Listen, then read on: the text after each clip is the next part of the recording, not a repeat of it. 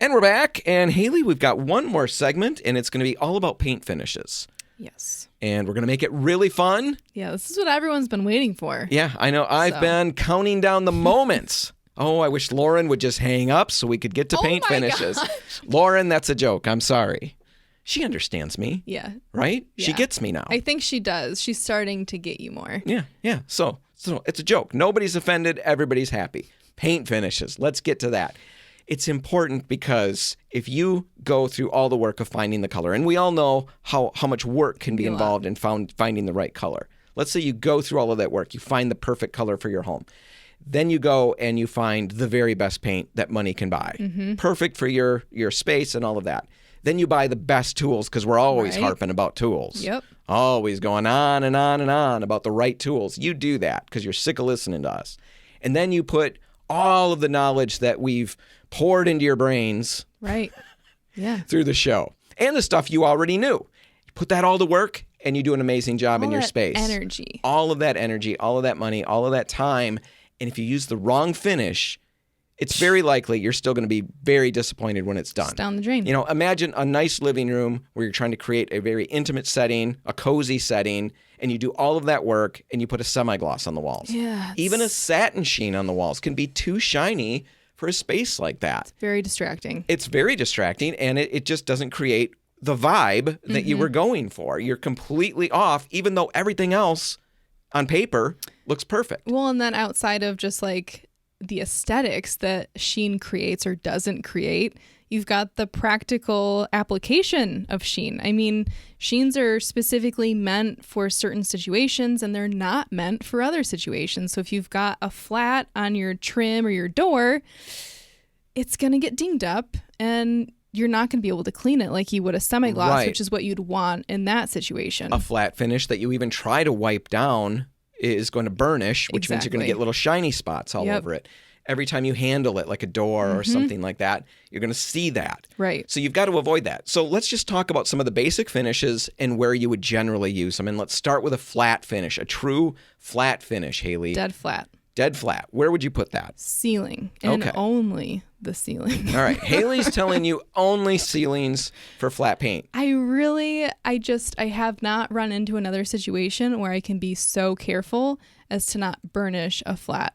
I mean, ceilings, you're not touching them. You're not usually cleaning them. Oh, at my house, no, it's like way, way up there. I'm never touching that. I don't think our ladders would allow us to reach the ceiling. Stop. You're not that short.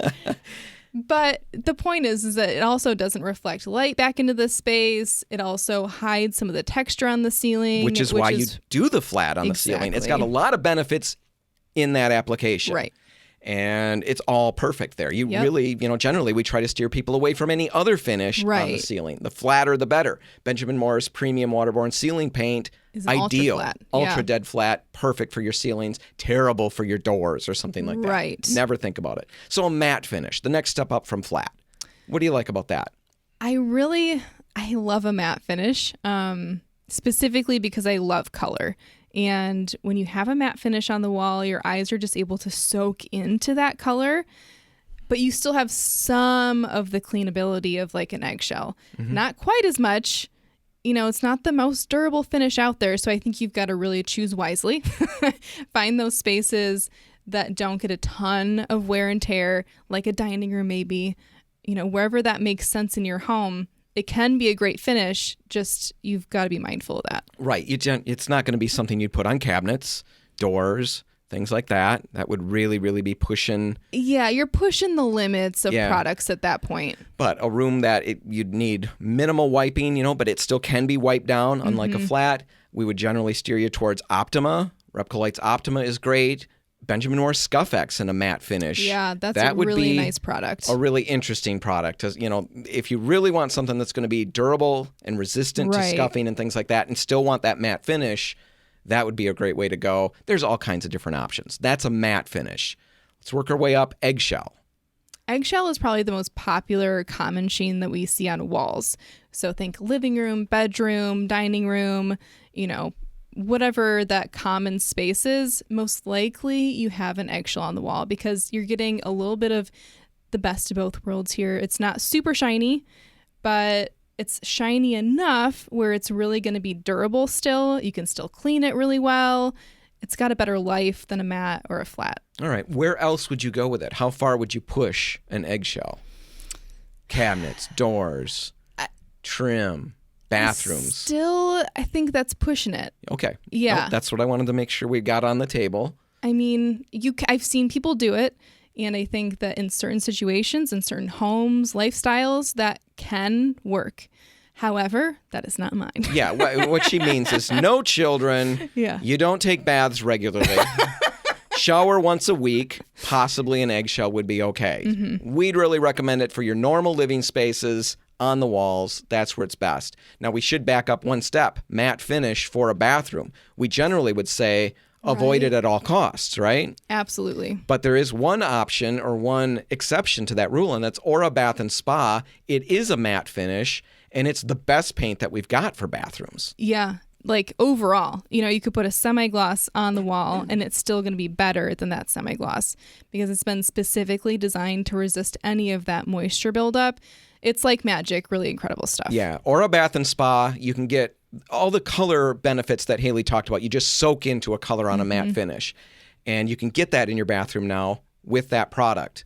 If you're not going to use that product and you use the shower on a regular basis, there's a lot of steam and stuff and moisture in the air. Bumping into that satin that we're going to talk about now. Right. Now, satin sheen. So, yes, you're picking up more sheen at this point. More wall imperfections become visible as you're working, because every time you move up in sheen, all of that becomes more and more visible. The flat that we're putting on the ceiling hides almost everything. The matte hides a lot. Yeah. Eggshell hides some. A fair amount. Yeah. Satin sheen hides some, but it's starting to expose them now a little bit, too. So you get that, but you do get a lot of washability. So any kind of really crazy high traffic areas, little kids, I know my hallway. Like a mudroom or something. My hallway with the little kids was a satin sheen just because they would run down the hallway with their hands out. So we'd have these dark streaks right where they were going all the time, and we could wash it off. Yeah. But as they got older, we could move to an eggshell and eventually a matte, which looks nicer. But for practical reasons, the satin sheen worked really well. Cabinets, doors, now you can start using that. Yes. Semi-gloss, very basic, very common for trim, doors, cabinets, all of those things as well, right? Yeah, it's going to have the most sheen out of the ones that we've talked about. And the more sheen you have, the more durable, the more it's going to take a beating. Rarely are we going to see a semi-gloss on the walls, though. Yeah, no. Not unless it's an institutional setting. Sometimes our homes feel like they should be institutions. And perhaps, if that's you, semi-gloss might be right. Anyway, we don't expect you to remember all of that. Just head to any Repcolite or Port City Paints. Tell us what you're working on, where you're painting. We'll make the recommendations. Absolutely. Haley, that's it. That's all the time we've got. We're going to wrap it up. If you want to catch this one again, you can find it online at repcolite.com. I'm Dan Hansen. And I'm Haley Johnson. Thanks for listening.